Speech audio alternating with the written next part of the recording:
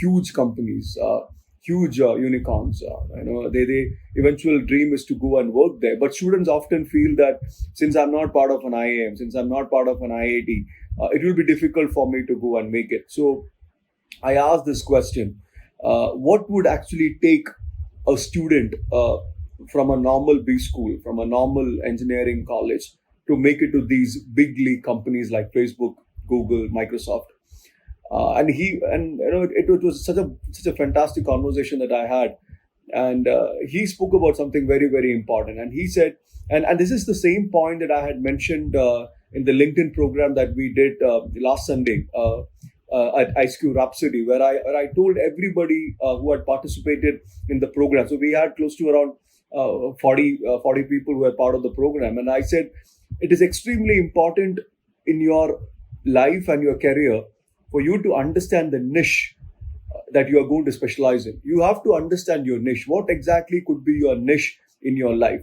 Because if you don't identify that niche, you will never ever survive.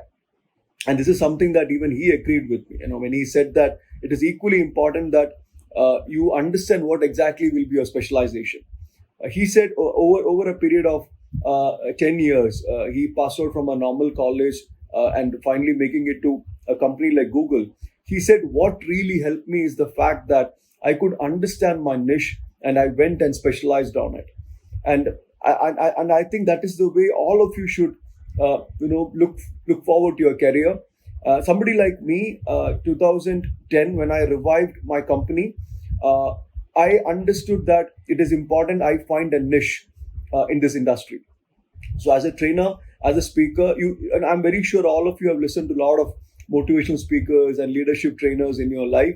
And if you look at the profile of those trainers, they are the kind of people who will do sales training, motivational training, college training, school training, outbound training. They'll do all sorts of training. So you just need to ask a trainer, what kind of training you do? I do any kind of training. You just tell me the kind of training that I want to do and I'll do it. But I took a decision. So I just wanted to share my journey and experience with you people. In 2010, when I decided to revive my company, I decided that I'll find my niche with engineering and MBA colleges. That was my niche. I didn't want to do corporate training. I didn't want to do sales training. I didn't want to do school training. I didn't want to do any other training.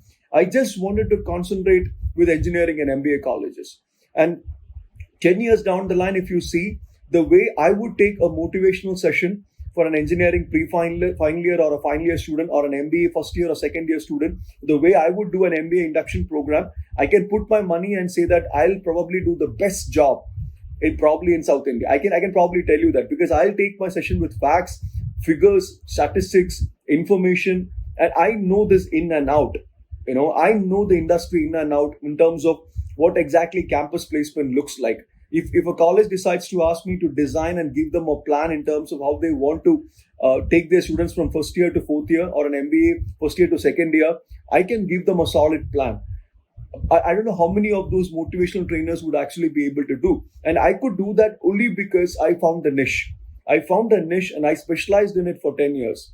And, I didn't know that this is something that I was consciously doing. No, that was not a conscious decision. I just decided to stick with something where I thought I could just specialize in this so that I don't put my energy, idea, attention into something else. Then finally, I got to hear Rajiv Bajaj, who's heading the Bajaj group, where Rajiv Bajaj said there was a time when Bajaj was actually in the downtrodden. We were totally out of the market. And then we had to revamp our business strategy and our plans. And then finally we came out with Pulsar. And he said our biggest competitor was the number one manufacturing company of automobiles, which is Hero Honda. They had Splendor. Which was the number one bike in India. And I think still they're doing really well. The moment I take the name Splendor, what comes to your mind? The moment I take the name Splendor, Hero Honda Splendor, what exactly comes to your mind? The very first thing that comes to your mind, what is it? You ask any Indian, you ask any middle class Indian, and they would tell you that the first thing that comes to their mind is what? Mileage. It's mileage. The first thing that comes to your mind is mileage. Nothing else. And then Rajiv Bajaj said, we introduced a bike called as Bajaj Platina so that we could compete with Splendor. And there was this one particular month where we surpassed their sales. And we thought we could come out with a 100cc bike exactly like Splendor and compete with them. And they literally did it, and they failed terribly. They fell flat on their faces with it. And they said, because we were concentrating on a lot of things. We had a 150cc Pulsar, 180cc Pulsar. We had a Bajaj Platina. So we were just, finding our ground, and we went and competed with the best, and we failed terribly. And today they have KTM Duke. The moment I say the name KTM Duke, they decided to tie up with the European brand KTM. The moment, I think it's an Australian brand, I guess, right? KTM. If you think about KTM Duke, what is the first thing that comes to your mind? The first thing that comes to your mind is power, performance. And they found their niche there. And now look at the way Bajaj is doing. They're doing stupendous business because they found their niche. Hero Honda made the same mistake. I don't know how many of you remember this bike called as Charisma.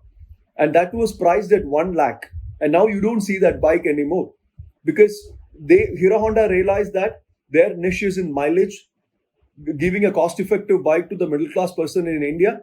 Bajaj realized their niche is not in mileage. They probably have to cater to a different sort of crowd, which is youngsters, power, performance. You look at a brand like Volvo, they stand for safety. You take a brand like BMW, they stand for a niche called as driving excellence. So you look at all these bigger companies, you will understand these are the kind of people who have understood, realized, imbibed, inculcated their niche in the way they want to work. Now the question is, have you found your niche yet? That is the question. Of course, MBA second year, it gives you an option for you to specialize. But I'm not talking about the academic specialization. I'm talking about a career specialization. If you decide to take finance, if you decide to take data science, if you decide to take data analytics or HR, operations, systems, can you go and specialize in this for the next 10 years? Can you literally eat, breathe, sleep, dream, live with it for the next probably 25, 30 years? That is the question. Because if you want to reach the top in the hierarchy with your career, niche is the only thing, the power of niche, that is the only thing which is going to take you to the top. Nothing else. Understand that. Understand that. And sometimes you might think, so that's a high risk thing, just to specialize in one thing. Because this is exactly what Vivekananda said. Swami Vivekananda said, you take one idea, let your brain, your dream, your spirit, your vein, everything run through it. And then finally, that is the way you achieve greatness. That is the way you achieve success. But there is a high risk to it. Correct? What if you fail? I concentrated on engineering and MBA colleges. Mr. Renjit, Keshav, what if you had failed?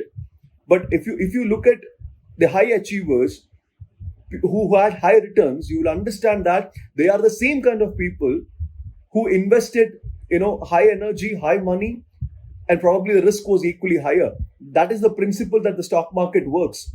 If your returns have to be higher, your risk has to be equally higher. You want to have low returns in your life, like a normal life, your risk could also be lower. You can do 100 different things. You want to have medium returns, your risk is also medium. But if you want to have high returns, if you want to be a high achiever, there is a lot of risk involved in it, high risk. And what is it, high risk? It is specialization. Generalization will not take you anywhere in your life. If one of you aspires to go and work with one of those big conglomerates, one of those Googles, Microsofts, Facebook, understand that you will have to take the first step, and the first step is the idea of niche, the power of niche. And that is the only thing which is going to take you to the top. So think about it, select your niche, specialize in it, take up tasks, solve problems with it, and become an expert. So that when you move up the rungs of the ladder, people start putting their money on the value of your specialization, and not just on you as a person, not just on your resume, not just on your achievements, but purely on that niche. And that niche is going to take you a very, very long way in your life. Thank you.